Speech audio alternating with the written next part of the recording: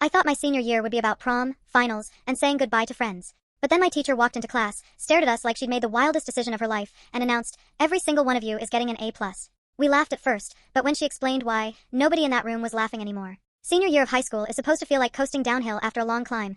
College applications sent, friendships cemented, the finish line of graduation already in sight. That's how it was for most of my classmates at Brookhaven High. But for me, it felt more like I was balancing on a tightrope, wobbling between exhaustion and determination, waiting for someone to cut the rope at any second. My name's Ethan Miller, and by the spring of senior year, I was just trying to survive. Between part-time shifts at the grocery store to help my mom with bills and late nights cramming for AP exams, I felt stretched so thin I might tear. But the one constant, the one class that always seemed manageable, was English literature. Not because it was easy, but because of who taught it, Ms. Carter. Ms. Olivia Carter wasn't like the other teachers. Where most of them barked instructions and graded with red pens like they were slashing through our futures, she had this calm, deliberate way about her. She wore tailored blazers and carried a leather notebook everywhere, but she also smiled at us like we weren't just students, like we were people whose voices mattered. When she read aloud, her voice dipped and swelled like a stage actor's, pulling even the most distracted kids into Shakespeare or Toni Morrison. "Stories matter," she'd always say, pushing her glasses up her nose. "Not just the ones you read, but the ones you live. You're writing your story every day you walk into this room."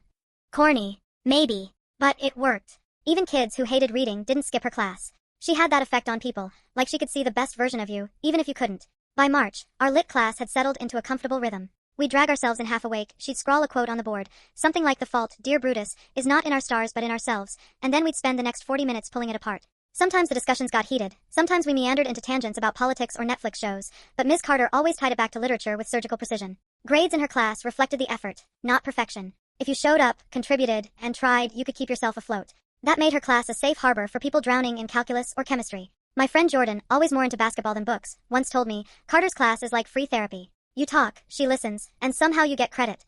But what we didn't know then was that behind her steady voice and easy smile, something was brewing. There were little signs, if you paid attention. The way she stared out the window too long after class. The stack of ungraded essays on her desk that seemed to grow taller instead of shorter. The circles under her eyes, poorly hidden by concealer. At the time, I brushed it off. Teachers were human too, right?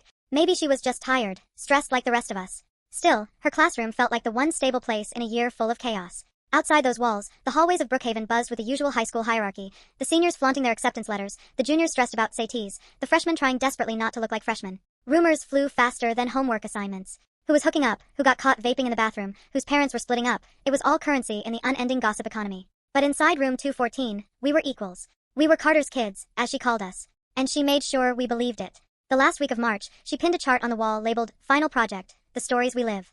Each of us had to choose a book that resonated with us and create a presentation linking it to our own lives. It wasn't about plot summaries or memorized quotes, it was about reflection, connection, honesty. "You'll get out of this what you put in," she told us. "Grades aren't the point here. Growth is." At the time, I thought it was just another Carterism, another reminder that life was bigger than GPAs. We joked about it in the cafeteria later. "Growth doesn't get me into UCLA, my friend Jordan muttered between bites of pizza. "Yeah," I said, laughing. "Try putting personal growth on a college transcript." But secretly, I liked the assignment. It felt like she trusted us, like she was handing us the wheel. Looking back, that chart on the wall was the beginning of everything. Because a month later, it wasn't just about projects or reflection or grades. It was about Ms. Carter standing at the front of the class, her voice shaking for the first time, and saying the words that would turn our senior year upside down. "You're all getting an A+. Every one of you." At the time, though, we had no idea. We thought the stability we'd found in that classroom would last until graduation. We thought the hardest thing we had to worry about was whether we'd procrastinate on our projects. We thought wrong. The first sign that something wasn't right came the week after spring break. Everyone shuffled back into Brookhaven with sunburns, new piercings, or stories about trips that sounded better than they probably were. The air smelled faintly of wet grass and cafeteria fries, and seniors like me were counting down the days until prom. Normally, Ms. Carter would reel us in with some provocative quote to shake off the vacation haze. But that Monday, she just sat behind her desk, staring at a stack of papers. Her blazer was wrinkled, her hair loose around her shoulders instead of pinned back like usual. We all exchanged glances. Jordan mouthed, "Rough weekend?" Finally, she looked up and said, "I'm proud of you. All of you. You've worked harder than you realize this year." That part was normal. Carter was big on pep talks. But then she did something different. She took the assignment chart off the wall. Just ripped the push pins out and folded the paper in half. "No more projects," she announced.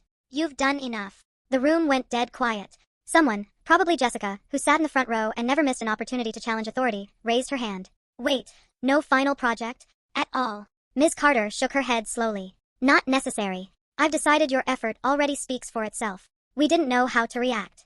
Half the class looked relieved, like they'd just been given a stay of execution. The other half looked confused, waiting for the punchline. Jordan leaned over and whispered, "Either she's messing with us or she's finally lost it."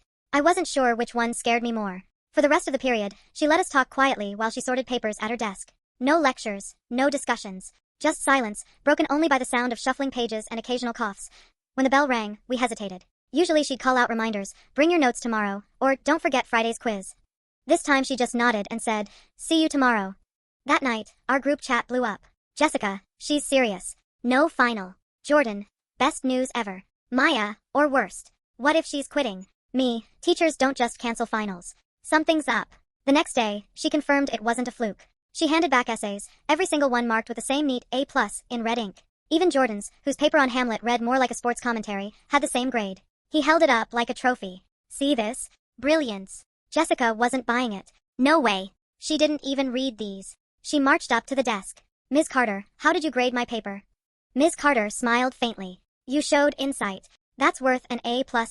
But I didn't even finish it, Jessica argued. That doesn't mean it lacked insight. The class buzzed with whispers. We weren't stupid. Something was clearly off. Teachers at Brookhaven didn't give away grades. If anything, they hoarded points like dragons. By Friday, rumors spread beyond our classroom. Juniors asked if we really got out of finals. The math teacher joked about Carter finally cracking. Even the principal poked his head into our room once, his expression unreadable as he watched her hand back another stack of perfect grades. For me, the first warning bell wasn't the canceled project or even the across-the-board A+ papers. It was the way Ms. Carter looked while doing it. Not triumphant. Not even relieved. Just tired. Like she was handing out life preservers to a ship she knew was already sinking. At lunch that day, Maya leaned across the table, her voice low. What if she's doing this because she knows something? Like, what if the school's hiding something and she's trying to protect us? Jordan rolled his eyes. Or maybe she's just giving us a gift. Take the win. But I couldn't shake the image of her folding up that project chart, her hands trembling slightly. It didn't feel like a gift. It felt like the beginning of something we weren't prepared for. And I was right. At first, the all A+ deal felt like winning the lottery. Kids who had barely scraped by all year strutted through the halls with smug grins. Jordan kept waving his paper like it was proof he'd single-handedly solved Shakespeare. Maya, usually wound-tight about grades, whispered that it was the first time she'd felt she could breathe in months. But it didn't take long for the excitement to twist into something darker. The rest of the faculty noticed. In calculus, Mr. Barrett leaned against his desk, smirking. So, rumor has it you're all literary prodigies now? Straight A+ across the board. His tone dripped with sarcasm, but beneath it, I caught something else, resentment. Other teachers started piling on extra work, maybe to compensate.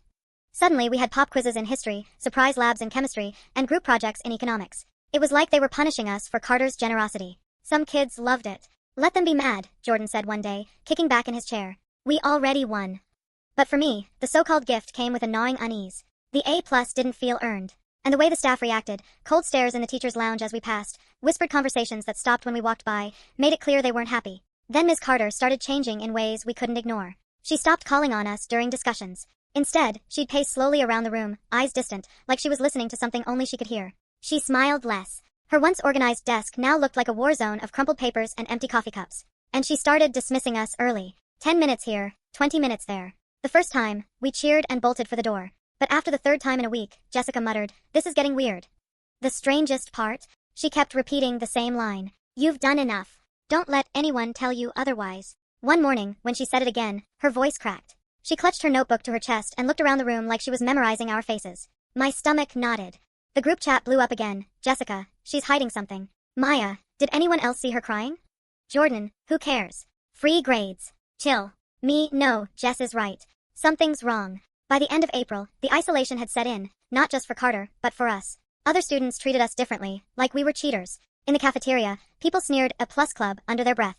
Someone even taped a fake gold star to my locker. Teachers stopped making eye contact. Except for Carter, who looked at us with this desperate tenderness that scared me more than the glares. The final straw came the day Principal Harris stormed into room 214. We were halfway through a silent reading period. Carter hadn't spoken in 20 minutes, when the door slammed open. Harris, tall and broad-shouldered, marched in with two vice principals behind him. Ms. Carter, a word, he barked. The room froze. Carter set down her pen, her hands trembling slightly. Without meeting our eyes, she followed him into the hall. The door shut, but we could still hear muffled shouting. Jessica leaned over. Told you. They're onto her. Through the glass window, I saw Harris gesturing wildly, pointing at us, then at the stack of graded papers on her desk. Carter shook her head, clutching her notebook like a shield. When she came back in, her face was pale. She closed the door gently, smoothed her blazer and whispered, Don't listen to them. You've earned everything you've gotten here. Her voice cracked again. We didn't know what to say. For the first time, no one cheered about free grades. No one even moved. We just sat there, a a silent weight pressing down on all of us.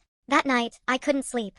I kept replaying the look on her face, the way Harris loomed over her. What was she protecting us from? And why did it feel like we were complicit in something bigger than grades? The A+ wasn't freedom anymore. It was a cage, and every day the walls closed in tighter. The breaking point came on a rainy Thursday afternoon. The kind of day when the halls smelled like wet sneakers and the windows rattled with every gust of wind. We trudged into English expecting another silent period, maybe a half-hearted lecture, but Miss Carter was already standing at the front of the room. No papers on her desk. No smile. Just her notebook clutched tight in her hands, like always. She looked different. Her blazer was buttoned crooked, and her eyes, usually sharp behind her glasses, looked glassy, unfocused. "I need to tell you something," she said. We froze. Nobody moved. Nobody whispered. Even Jordan, who usually found a way to crack a joke in the most tense moments, stayed silent. "I gave you all a + because it was the only thing I had left to give you," she continued, her voice breaking on the word left.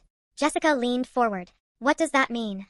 Carter's fingers trembled as she opened the notebook. Inside, the pages weren't neat lesson plans or lecture notes. They were full of letters. Pages and pages of them. Each one addressed to one of us. She read aloud the first few lines of one. "Dear Ethan, you've carried more weight than any 17-year-old should. Don't let anyone tell you you're not enough." My chest tightened. That was me. My letter. She flipped to another. "Dear Maya, your voice shakes when you speak, but your words matter more than you think." Maya covered her mouth with her hands, tears welling up. Letter after letter. Every student in the class had one. Some were short, some long, but all of them carried the same tone, desperate encouragement. We sat in stunned silence. It felt less like class and more like a farewell. Finally, Jessica blurted, "Why are you doing this? Why give us all A+?" Carter closed the notebook, pressing it against her chest. For a long moment, she didn't answer. Then she whispered, "Because they're trying to take everything from me." "From us." "Who?" I asked. She looked toward the door, as if expecting Principal Harris to burst in again. "The administration. They don't want you to question the system. They don't want you to think for yourselves. If you all failed, no one would care. But if you all succeed, if you all prove you're capable, they lose control." The words hung in the air, heavy and electrifying. Jordan frowned. "Wait, you think the school wants us to fail?" "I know they do," Carter said firmly. "And I won't let them. Not while I'm here." Jessica shook her head. "That's crazy. They can't punish you for giving us good grades." But even as she said it, none of us believed it. We'd seen Harris storm in. We'd heard the whispers. Something bigger was happening. Carter set her notebook on the desk. "That's why I'm giving you A+. All of you. Because you deserve it. Because the truth is, the system doesn't measure your worth. You do." For the first time, her voice didn't sound tired. It sounded defiant. The class erupted with murmurs, half disbelief, half awe. Some kids looked scared, others inspired. Maya wiped her eyes. Jordan muttered, "She's nuts." But even he looked rattled. Then Carter leaned in, lowering her voice. "But you can't tell anyone. Not your parents, not other teachers. If this gets out, they'll shut it down. They'll silence me, and they'll find a way to punish you." That was when I realized just how deep we were in. This wasn't about free grades anymore. It was about loyalty, secrecy, and something that felt dangerously close to rebellion. The bell rang, startling us all. Usually Carter dismissed us with her usual, "See you tomorrow." This time she just whispered, "Remember what I said." We filed out in silence, the rain pounding against the windows. That night, the group chat lit up again. "Jessica, she's officially lost it." "Maya, or she's right. What if the system is rigged?" "Jordan, bro, it's just English class, not 1984. Me, what if this is bigger than we think?" I couldn't shake it. The letters, the look in her eyes, the way she talked about the administration, it all felt like a curtain had been pulled back, revealing something we weren't supposed to see. And for the first time, I wondered, was Ms. Carter protecting us? Or dragging us into something that could ruin us all? The Monday after Carter's confession, the tension in room 214 was unbearable. You could feel it the second you stepped through the door. The desks had been rearranged into neat rows again. No more circles, no more open discussion spaces. Her bulletin boards, once cluttered with quotes and doodles and student work, were bare. Even the Stories We Live poster was gone, leaving only thumbtack holes in the corkboard. Carter didn't say a word as we filed in. She just tapped her notebook once, a silent signal, before starting roll. It felt like we'd crossed into enemy territory. By midweek, the hammer dropped. The announcement came over the intercom during first period. "All seniors in Ms. Carter's English classes are required to attend a mandatory assessment this Friday in the library. Attendance is not optional." We didn't need a translator. This was the administration's move. When we asked Carter about it, her jaw tightened. "It's their way of undermining me. They want proof you don't deserve the grades." "But what happens if we bomb it?" Maya asked, her voice shaking. "They'll strip your marks. They'll strip my job," Carter admitted quietly. The class erupted in whispers. Jessica slammed her palm on her desk. "So we're supposed to be her martyrs? Great." That week was chaos. Teachers piled on review packets, making snide remarks like, "Let's see if your magical A+ transfers." Friends from other grades mocked us, calling us the charity kids. Some of us studied furiously, terrified of being exposed. Others refused, out of loyalty to Carter. The division fractured us. Jordan, who once laughed at the whole thing, snapped at Maya in the cafeteria. You think I'm going to waste hours cramming just to prove Harris right? Forget it. Maya such asterisk T-back. So you'd rather fail and drag us all down? Meanwhile, Carter herself seemed to unravel more each day. She started locking the classroom door once the bell rang, glancing toward the hallway like she expected someone to barge in. She handed out more letters from her notebook, longer ones this time, full of details that felt uncomfortably and asterisk mate, like she'd been watching us more closely than we realized. Mine read, Ethan, when the world tries to break you down, remember that your words have power. Don't let silence be your answer. It should have been comforting, but instead, it felt like pressure. Like she was asking me to carry something I didn't fully understand. Friday came faster than any of us wanted. The assessment was brutal. Timed essays, comprehension drills, passages so dense they felt like they were designed to make us fail. I watched Carter pacing outside the library, wringing her hands. When the proctor caught her peeking in, she was ordered to leave. She didn't argue, just slipped away quietly, notebook pressed to her chest. After 2 grueling hours, we stumbled out exhausted. Some kids were in tears. Jordan muttered curses under his breath. Jessica stormed past without a word. The results came Monday morning. Principal Harris himself walked into our class, holding a stack of papers. Carter stood at the front, her face pale, her eyes fixed on him like he was a firing squad. Your teacher claims you all deserve a plus, he said coldly. But the data tells another story. He handed out the results. They weren't terrible. Some of us passed, some failed, most landed somewhere in the middle, but none of them screamed, genius. Effective immediately, Harris announced. Your grades will reflect these assessments, not Ms. Carter's inflated marks. And Ms. Carter is suspended pending review. Gasps filled the room. Maya started crying. Jordan cursed out loud. Jessica muttered, knew it. But the worst part was Carter herself. She didn't argue, didn't fight. She just stood there, silent, clutching her notebook. When Harris ordered her to leave, she looked at us one last time. Remember what I told you, she whispered. And then she was gone. The silence that followed was deafening. That night, our group chat exploded. Jessica, it's over. She's finished. Jordan, she played us. Maya, no. They set her up. Me, what if she's right? What if this isn't about us at all? Because deep down, I knew it wasn't just about grades anymore. The administration wasn't just punishing Carter. They were making an example out of all of us. And the question was, were we going to accept it or fight back?